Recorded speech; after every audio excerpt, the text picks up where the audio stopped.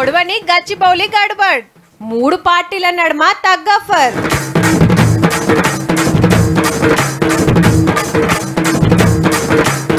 Musi development మీద నజర్, మీరాలం మీద కడతారట islands.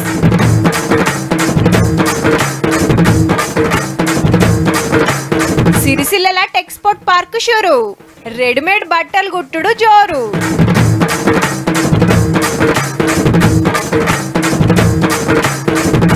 మంత్రులు దూషిండ్రు పంట నష్టం, రైతులకు రానియరట కష్టం.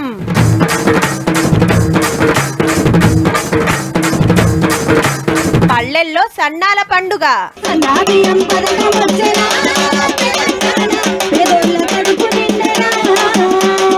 రాష్ట్రంలో కాంగ్రెస్, దేశంలో బీజేపీ ఎలువడి నడుస్తుంది. అక్కడ షేగుర్తోలు ప్రతిపక్షం అయితే ఇక్కడ పువ్వు కారు ప్రధాన ప్రతిపక్షాలు. ఈడికి అందరికి తెలిసిందే. అయితే ఓ ముచ్చడం మీద 3 పార్టీల నడుమ తగ్గఫర్లొల్లైతుందబ్బా. కారోళ్ళు సర్కార్ను తిట్టుడు, బీజేపీ బీఆర్ఎస్ నడుచుకునుడు, షేగుర్తోలు ఆ 2 పార్టీలను ఆర్పారనుడు. గచ్చిబౌలి భూముల గడబడి మీద ఎవ్వరి మాట అల్లదే. ఇప్పటికైతే ఆడ పనులు బంద్ అయినాయి గాని పార్టీల నడుమ కీసులాట అయితే ఆగుతలేదబ్బా. గచ్చిబౌలి భూముల కేసులో సుప్రీంకోర్టు కమిటీని కలిసిరు కాంగ్రెస్ ఎంపీలు. అప్పటి రికార్డులు సర్వే నెంబర్ల ప్రకారం ఆ 400 ఎకరాలు సర్కారు భూమి, ఎక్కడ కూడా అడవి భూమి అని రాయలేదని కాగితాలు చూపించి వచ్చేండ్రు. నిన్న సర్కార్ తరపు పెద్ద ఆఫీసర్ శాంతకుమార్ మేడం కలిసి ఇదే ముచ్చట మీద అవసరమైన కాగితాలు ఇచ్చింది కమిటీకి. అటు బీఆర్ఎస్ బీజేపీ ఏమో పక్కా సెంట్రల్ యూనివర్సిటీ భూమి ప్రకృతిని ఆగం చేస్తున్నారని కంప్లైంట్ చేసిండ్రు. ఇక సర్కారు ప్రతిపక్షాల నడుమ భూముల మీద పంచాయతీ నడుస్తూనే ఉంది. దీని వెనకాల 10,000 కోట్లను దోచే ఒక భారీ స్కామ్ కు వారు తెరదీసినట్టుగా మాకు సమాచారం అందింది. హైదరాబాద్ ఒక్క చోటనే 10,000 పైచూరుకు ఎకరాల ప్రభుత్వ భూమిని అడ్డగోలుగా అమ్మేసినటువంటి నీవు ఇలా కాంగ్రెస్ ప్రభుత్వం గురించి మాట్లాడుతా ఉన్నావు. ఇంకొక 60,000 కోట్ల దోపిడీకి కూడా రేవంత్ రెడ్డి గారి ప్రభుత్వం ఆల్రెడీ స్కెచ్ చేసింది. ఇవాళ కాంగ్రెస్ ప్రభుత్వం అధికారంలోకి రాకుండా ఉండుంటే ఇప్పటి వరకు బిల్లిరావుతో కేటీఆర్ గారు కుమ్మక్కై 30% నిధులు లంచం 5,000 కోట్లు 200 తీసుకొని ఈ సంస్థను ఐఎంజీ భారత్ కి అప్పగించేవాడు. రేవంత్ రెడ్డి గారు చేసిన అతిపెద్ద ఫైనాన్షియల్ ఫ్రాడ్ ఏంటి అంటే ఒక అటవీ భూమిని ఇవాళ తాకట్టు పెట్టడం లేదా అమ్మడం. ఆ అధికారం గవర్నమెంట్ కూడా లేదు. నేను అనుకుంటా ఉన్న ప్రధానమంత్రి గారికి లేదా ఫైనాన్స్ మినిస్టర్ కి తెలియకుండానే జరిగింది. నేను అంటా ఉన్నా తెలియకుండానే ఈ కింది లెవెల్లో బీజేపీ ఎంపీలుగా ఉన్న వాళ్ళు కొంతమంది చేసిన వ్యవహారం. ఎవరు తీసుకున్నారు, ఏ ఎంపీ, ఏ బ్యాంకు, ఏ ఫైనాన్షియల్ ఇన్స్టిట్యూషన్, ఏ ల్యాండ్ మీద? దొంగ చేతికి తాళాలు నేను ఇప్పుడే ఇవ్వదలుచుకోలేదు. ఆయన ఎవరో ఆయనకు తెలుసు, రేవంత్ రెడ్డి కూడా తెలుసు. తమ్ముడు నువ్వు తొందర ఎందుకు పడుతున్నావు? ప్రతిదానికి పేరు చెప్తా తమ్ముడు, నీకంత వచ్చా? సమయం వచ్చినప్పుడు చెప్తా. ఎప్పుడు సమయం ఎప్పుడు వస్తుంది? రాత్రి 2 గంటలకు వస్తుందా? హెవీ మెటల్ మ్యూజిక్ వినేటప్పుడు వస్తుందా? ఎప్పుడు వస్తుంది సమయం? చెప్పవే. నేను కూడా అట్లే అంటుండే, నేను బేటా పెడతా, సమయం వచ్చినప్పుడు చెప్తా. కేంద్ర ప్రభుత్వానికి చిత్తశుద్ధి ఉంటే వెంటనే ఇన్వెస్టిగేషన్ కి ఆదేశించండి. 10 ఏళ్లు రాష్ట్ర యొక్క ఖజానాను దోపిడీ చేసిన మీ కుటుంబం, నీ మీద సిబిఐ విచారణ చేయాల్సిన అవసరం ఉంది. వాళ్ళ ఫార్ములా ఈ రేస్ కేసులో కేటీఆర్ గారు అరెస్ట్ అవుతున్న సంగతి కేటీఆర్ తెలుసు, ప్రభుత్వం తెలుసు. దానికి ఈ హెచ్సికి ముడిపెట్టడం ఏంటి? భూముల మీద రాజకీయం గిట్లుంటే అటోళ్ళు ఇటోళ్ళు చెప్పింది తిన్నాక సెంట్రల్ కమిటీ ఏం డిసైడ్ చేస్తుందో చూడాలి మరి.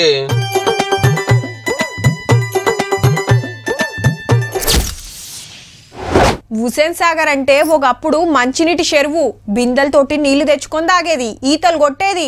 మా చిన్నప్పుడు గిట్లెందుకుండే, కాలువల పొంట సంత నడుస్తుంటే పసల కీడనే తానాలు చేపించేది, గానీళ్లతోటే బట్టలు విండుకునేదని చెప్తుంటారు.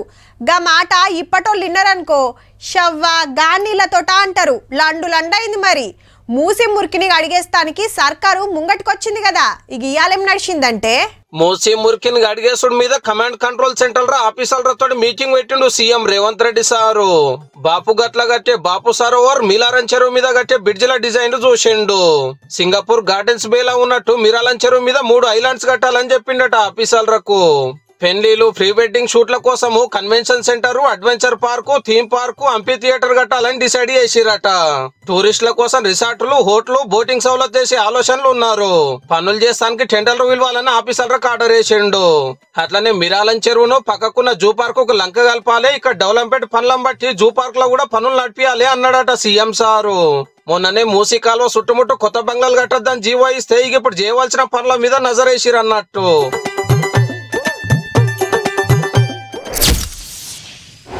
ఇంటికి చుట్టాలు వచ్చినప్పుడు, పండుగలు పబ్బాలు ఉన్నప్పుడు సన్న బియ్యం తెచ్చుకొని వండుకునే పేద కుటుంబాలు బొచ్చడుంటాయి తెలంగాణలో. కానీ ఇప్పుడు దినాం పండుగ వచ్చినంత పని అవుతుంది పల్లెల పొంట. సర్కారే సన్న బియ్యం ఇస్తుంది కాబట్టి కోపన్ బియ్యం రాగానే అమ్ముకునేటోళ్ళు కొందరైతే అవిటితోనే పూట గడుపుకునేటోళ్ళు ఇంకొందరు. సన్నబువ్వ ఎట్లెట్లుందని సీఎం, మంత్రులు, ఎమ్మెల్యేలు పేదిండ్లకు పోయి షేక్ అడుగుతున్నారు కదా. ఇక ఇలా గీళ్ళు పోయిండ్రు. పేదలిండ్లకు పెద్ద చుట్టాలొచ్చుడు జోరుగా నడుస్తుంది. సన్న బియ్యం తీసుకున్నోళ్ళ ఇండ్లకు పోవుడు, చేతులు గడుగుడు. మైబాద్ జిల్లా గుంజెడుల గిల్లింట్ల మంత్రి సీతక్క షేయి గడుగుతే, కొత్తగూడెం జిల్లా బావికూనవరంలా మంత్రి పొంగులేటి సారు బువ్వ తిన్నాడు. సన్న బియ్యం బువ్వ కమ్మగున్నదనుకుంటా కుమ్ముడే కుమ్ముడు. మంత్రులే కాదు, ఎమ్మెల్యేలు సుతా ఎవ్వరు ఇలాకలాళ్ళు పేదలిండ్లకు పోయి ఇట్లా ఖుషి చేస్తున్నారు. ఇక సర్కారు సన్న బియ్యం పథకం ఎట్లా నడుస్తుంది, పేదలకు ఎంత ఫాయిదా అవుతుందో లీడర్లంతా మాటలతోని ఎరక చెప్తుంటే సీతక్క కళాకారులతోని కలిసి గిట్ల పాట అందుకుంది.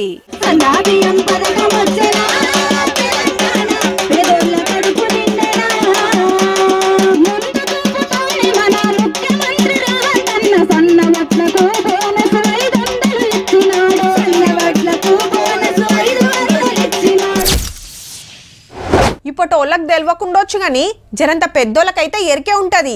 ఓ 46 ఏండ్ల కింద స్కైలాబ్ పడుతుందట, అందరం కాలం చేస్తామట అని పుకార్లు ఉట్టుడుతోనే ఆగమాగమైండ్రు పబ్లిక్ అంతా. మొగులు మించి ఏదో పడుతుందట, ఇంటికి రారి బిడ్డ అని కొడుకులు, కోడండ్లు, బిడ్డలు, అల్లుళ్ళని పిలుచుకొని యాటలు గీటలు దావతులు గీవతులు జోరుగా వేసుకున్నారు. ఎన్నొద్దులుంటామో తెలియదని. ఆఖరికి అది ఉత్తదని తేలినాక గప్పుడు నిమ్మలమైండ్రు. అంతకాకుండా అసొంటి వార్తే ఇప్పుడోటి గిరికలు కొడుతుందిలా. భూకంపం భూకంపం భూకంపం, సోషల్ మీడియా మొత్తం ఇదే ముచ్చట. 6 రోజులలో భూకంపం వస్తదట, రామగుండం ఏరియాలో ఉట్టి అంతటా సుడతదట అని ఉత్తములు ఉద్దర వార్తలు వండి వడ్డిస్తే తెలంగాణ అంతా గాయ కాబట్టింది. మొన్నో పారి అంతటా భూమి గదిలినట్టు అయింది కదా, మళ్ళో పారు వస్తదేమో అని బుగులు పడుతున్నారట. నియమేనా అని సైంటిస్టులను అడిగితే ఉత్తర దిక్కున ఉన్న రాష్ట్రాల కంటే మనం చాలా సేఫ్ జోన్ లో ఉన్నామని చెప్పుకోవచ్చు. మన దిక్కు వచ్చే ఛాన్సే లేదు, చాలా తక్కువ. గోదావరి చుట్టుముట్టు ఏరియాలలో వస్తే రావచ్చు గాని పలానా టైంలా పలానా ఏరియాల పక్క భూకంపం వస్తుందని ఎవ్వలం చెప్పలేమంటున్నాడు సారు. పలానా చోట ఖచ్చితంగా వస్తుంది అని ఖచ్చితంగా చెప్పే ఒక టెక్నాలజీ అనేది ఇది చాలా కష్టతరమైన విషయం. సర్కారోళ్లకు ఎన్జిఆర్ఐ సైంటిస్టులకు సుతా తెలియని ముచ్చట గాళ్ళకెట్లా తెలిసిందో గాని ఆగం పట్టించిండ్రు పో. దీన్ని ప్రజలు తీవ్రంగా పరిగణించకపోవడం మంచిది. ఇది ఒక మిస్ఇన్ఫర్మేషన్ లా అనిపిస్తుంది. దీన్ని స్ప్రెడ్ చేయకుండా ఉంటే బాగుంటుంది. ఇవాళ రేపు అంతటా రెడీమేడ్ బట్టలు దొడుగుడేనాయే. దుక్నం పోయినమా, జీన్స్ టీషర్ట్ బేరం చేసినమా, బిల్లు కట్టి బయటకు వచ్చినమా, తీరు అంగీలు పాయింట్లు రావట్టే. బట్ట కొనుక్కొని టైలర్ దగ్గర కుట్టించుకునేటోళ్ళు చాలా తక్కువైనరు. ట్రెండ్కి తగ్గట్టు మారాలి కదా మరి. ఏడనో తయారే బట్ట, ఇంకేడనో గుట్టుడు, మన దుక్నంలోకి వచ్చుడు. కానీ ఈ కాంచెలి రెడీమేడ్కు సిరిసిల్లనే పెద్ద అడ్రస్ అయితట్టుందబ్బా. సిరిసిల్ల జిల్లా పెద్దూరులో టెక్స్పోర్ట్ పార్క్ చాలు చేసిండ్రు మంత్రులు. ఇప్పుడు అంగట్లో దొరికే జిన్ను పాయింట్లు, టీషర్ట్లకు వాడే బట్ట ఈయన్నే తయారైతుంది, ఈయన్నే బట్టలు కుట్టి సప్లై చేస్తారు. ఓ బెంగళూరు కంపెనీ తోటి 3 ఏళ్లకు అగ్రిమెంట్ చేసుకున్నారు. తయారు చేస్తానికి కావాల్సిన దారం కంపెనీ వాళ్ళే సప్లై చేస్తారన్నట్టు. తొలుత 500 మంది అక్కలకు ట్రైనింగ్ కూడా ఇచ్చిండ్రు, బట్టలు ఎట్లా తయారు చేయాలి, మిషన్ల మీద డిజైన్లు ఎట్లా కుట్టాలని. బయట దేశాలకు వెళ్లి 40 కోట్లతోటి మిషన్లు తెప్పించిండ్రట. 1000 కుట్టు మిషన్లు పెడితే షిఫ్ట్ కు 1600 మంది అక్కలకు పని దొరుకుతుందట. వర్కర్ టు ఓనర్ కావచ్చు, ఈ అపిరల్ పార్క్ యొక్క పూర్తి సహకారాన్ని అందించి ఈ ప్రాంత నేతన్నలకి జీవనోపాధితోటి పాటు పరిశ్రమను కాపాడాలి. పరిశ్రమలతో పాటు పరిశ్రమపై ఆధారపడి ఉన్న అనేక మంది, వేలాది మంది నేత కార్మికులకు సంబంధించిన సంక్షేమానికి సంబంధించి ఎక్కడ కూడా వెనకాడకుండా ముందుకు పోవాలని. ఏడాదికి 300 కోట్ల విలువైన బట్టలు ఈయనే తయారు చేసి కంపెనీలకు సప్లై చేసే పని నడుస్తుందంటే చూడుర్రి. చుట్టుముట్టూర్లలో 100 మంది అక్కలకు ఏడాదంతా చేతి నిండా పానే. ట్రెండ్కు తగ్గట్టు జీన్సులు, టీషర్ట్లు తయారయ్యే యూనిట్ సిరిసిల్లకు వచ్చింది కాబట్టి చుట్టుముట్టు ఉండేటోళ్లకు సరిపోను పని.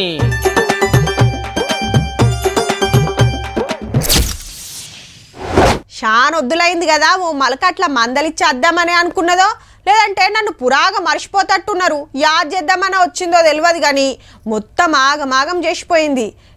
ఇప్పుడెందుకు వస్తుంది అనుకుంటారంతా. ఎందుకంటే అది వచ్చే యాళ్ళ ఇది కాదు కాబట్టి.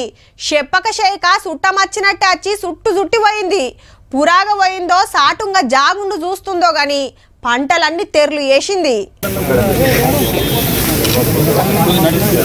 షెడుపు ఆనలకు నష్టపోయిన పంటలన్నీ తిరిగి చూసిండ్రు ముగ్గురు మంత్రులు. సిద్దిపేట జిల్లా ఇబ్రహీం నగర్లా నేల కొరిగిన వరి పొలాలు, మిర్చి తోటలలో తిరుక్కుంటా రైతులకు ధైర్యం చెప్పిండ్రు. ఇప్పటిదాకా 24,000 ఎకరాల పంటలాగమైనాయి. నష్టపోయిన ప్రతొక్క రైతుకు సాయం చేస్తాం. ఏ పంటలు ఎన్ని ఎకరాలు నష్టమైంది వివరాలన్నీ కరెక్ట్ గా పంపాలే. ప్రతొక్క రైతుకు సాయం అందాలే అని ఆఫీసర్ల కాడరేసిండు వ్యవసాయ మంత్రి. అటు నిజామాబాద్ జిల్లాల కొనుగోలు సెంటర్ల చూడుండ్రి. గాడుపు దుమారానికి టార్పాలిన్లు కొట్టుకపోతే ఎట్లా దడిచినాయో ఒడ్లు. బోరాలు కప్పి రాళ్లు పెట్టినా ఆగలేదట. చిన్నగా పడ్డదా మరి ఆన. ఆడాడ రాళ్లవానే కురిసింది. అన్ని అడ్లు బరకాలు అన్ని కొట్టుకపోయినాయి సారు. ఇక నూక్కుని ఆయనలో పోసుకుంటానని చూస్తున్నా. ఇక ఈ పరిశాన్ ఉన్నది. ఈ వడ్లేమో కొంటలేరే వాళ్ళు. ఇంకా కళ్ళల్లో ఆరబోసిన వడ్లన్నీ కొట్టుకపోయినాయి. తడిచిన వడ్లు ఆరాలనంటే ఇంకో 3-4 వద్దులు కావాలి. ఈ అన్ని సర్కారే కొని ఆసరా కావాలని కోరుతున్నారు రైతులు. తడిచింది మొత్తం. ఇప్పుడు మళ్ళా బరకాలు వేరే చోట మారవాలంటే భూమి మీద ఎండాలని పరిస్థితుల్లో ఉంది ఇప్పుడు. ఎట్లా దయచేసి మాకు గవర్నమెంట్ సహకరించాలని కోరుకుంటున్నాం. ఇప్పటికే ఆఫీసర్లంతా పంట నష్టం వివరాలు లెక్కగట్టే పనులున్నారు. గా లెక్క తేలంగానే ఎకరానికి ఇంత అని పక్కా సాయం చేస్తుందట సర్కారు. పంట చేతికొచ్చిన యాళ్ళ పగబట్టినట్టే రాబట్టే ఈ ఆన సల్లగుండా.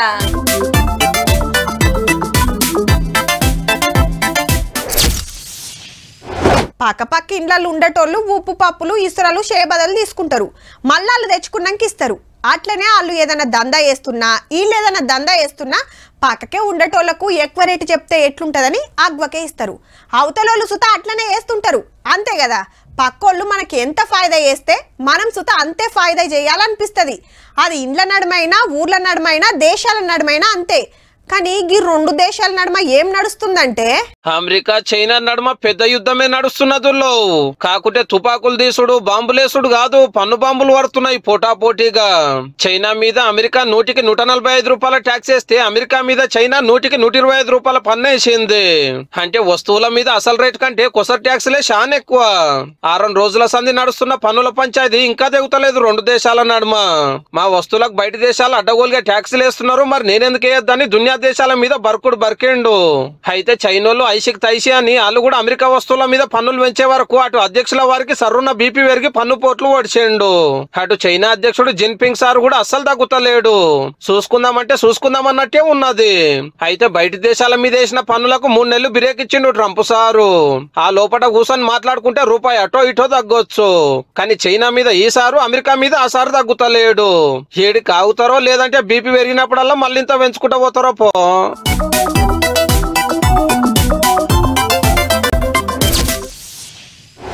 ఇప్పుడు ఎడారి పొంట పోతున్నోళ్లకు అంత దూరంలో ఏదైనా చెరువు కానొచ్చినట్టు అనిపించింది అనుకో ఎట్లుంటది. పెయిల తాకతి లేకుండా రువ్వడు గురుకుతారు. అసలే ఎండాకాలం చాలా పల్లెలు దూపకేడుస్తుంటాయి. ఏజెన్సీ ఏరియాల్లో నెరి ఊరవతల ఉన్న బాయికాడికి పోతేనే నీళ్లు. అవి సుత కొన్నే ఉన్నాయనుకో అందరు ఒక్కపార పోతే ఎట్లుంటది. బొక్కెండ్లన్నీ కొట్లాడుతుంటాయి బాయిలా. జరంత అటిటుగా అట్లనే ఉన్నది గిల్ల పరిస్థితి సుత.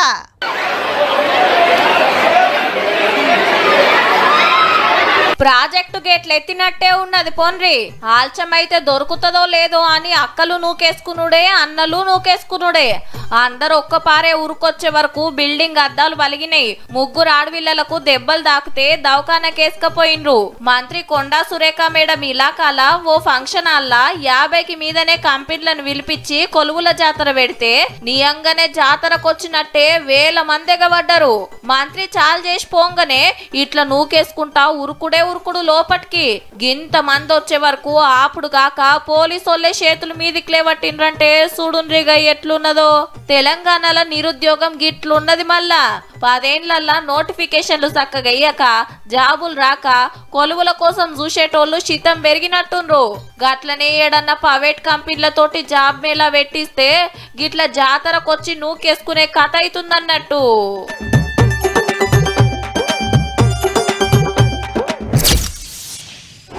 ఇప్పుడు పెద్ద పెద్ద జాతరలు అయినప్పుడు పట్టణానికి కొత్తగా వచ్చినప్పుడు కాట కలుస్తుంటారు. మొన్న కుంభమేళలా 100 మంది తప్పిపోతే చాలా మందిని దొరకబట్టి ఇంటోళ్ళకి అప్పచెప్పిండ్రు పోలీసులు. బగ్గ మంది జమైన కాడ తప్పిపోతుంటారు. అయితే ఓ తాన ఎక్కువ మంది లేనేలేరు, అసలు మందే లేరు, అయినా కాట కలిసిండ్రులా. అగో అట్లెట్లయితుంది అంటారా? వాళ్ళు పోయింది అసొంటి జాగకు మరి. పోలీసోళ్ళు ఎంట నడుస్తుంటే ఊరోళ్ళంతా జోరుగా ఎదుర్కొంటుర్రు. కానీ నిన్నటికెళ్ళి నిర్మల్ జిల్లా కప్పనపల్లి ఊరోళ్ళు ఇలా ఇంటోళ్ళది చిన్న రంది కాదు. ఎటు పోయినరో ఏమైండ్రో అని తునికాకు ఓస్తానికి అడవిలకు పోయిర్రట కొందరు అక్కలు. మాపటిలి గాలి దుమారంతోని ఆన దంచుతుండే వరకు ఎవ్వల సక్కినాళ్ళు వెనక కురుకొచ్చిండ్రు. ఈ నలుగురు ఎటు పోవాలనో తెలియక అడవిల్నే చిక్కబడితే పోలీసోళ్ళు రాత్రంతా అడవిని జల్లడబట్టి పొద్దుగాల ఇట్లా ట్రాక్టర్లల్లా తీసుకొచ్చిండ్రు. GPS తర్వాత డ్రోన్స్ వైర్లెస్ సెట్స్ వాడి, ఎందుకంటే అక్కడ సెల్ ఫోన్ సిగ్నల్స్ ఉండవు ఫారెస్ట్ లో, అంతా డీప్ ఫారెస్ట్ అది. సో వాళ్ళందరినీ ఐడెంటిఫై చేసి 2 పార్టీస్ 5 వరకు వెళ్ళి వాళ్ళని తీసుకొని రావడం జరిగింది. తిప్పలబడి తొవ్వదప్పినోళ్లను క్షేమంగా ఇంటికి తీసుకొచ్చినందుకైతే నిమ్మలబడ్డారంతా. మల్లికిత్త కోయేటప్పుడు జర వాతావరణం చూసుకొని రక్కలు, ఏమన్నా అటు ఇటు అయితే ఎమ్మట వెనకకు మర్రురియా.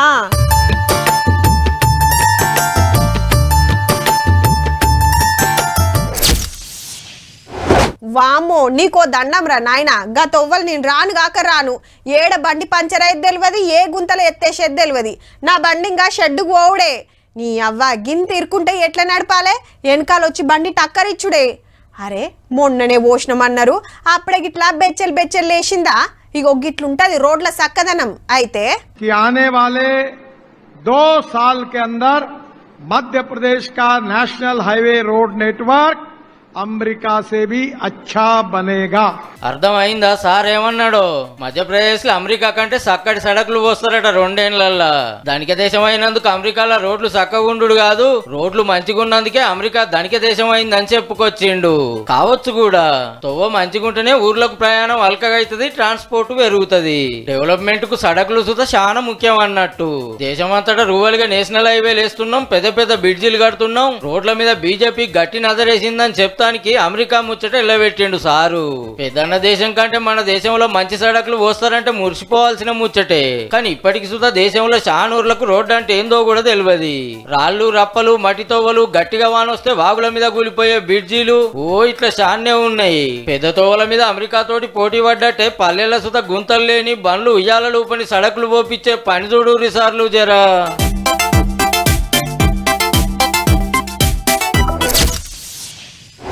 చిన్నప్పుడు మా అవ్వతోని పత్తెర పోయేది, తోటెర పోయేది, కలువ పోయేది. మా నాయనతోని కలిసి గుంటుగొట్ట పోయేది, బంతి కొట్ట పోయేది, తౌటం పెట్ట పోయేది అని చెప్తుండే మా నాయన.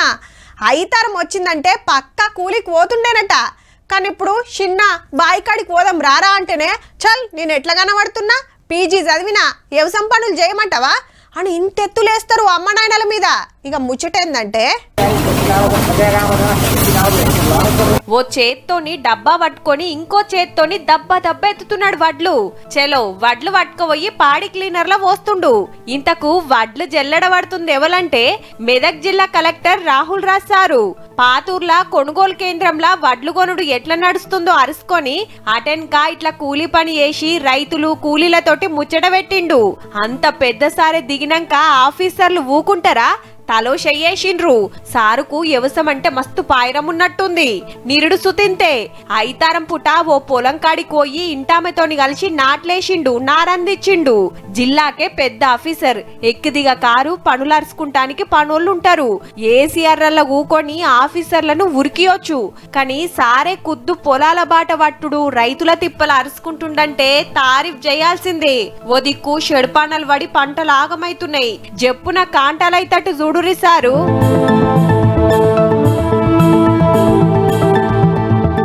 చూసిండ్రు కదా, ఇక ఇవ్వుల్లా ఇయాల్టి తీన్మార్ ముచ్చట్లు ఉంటామల్లా. నమస్తే.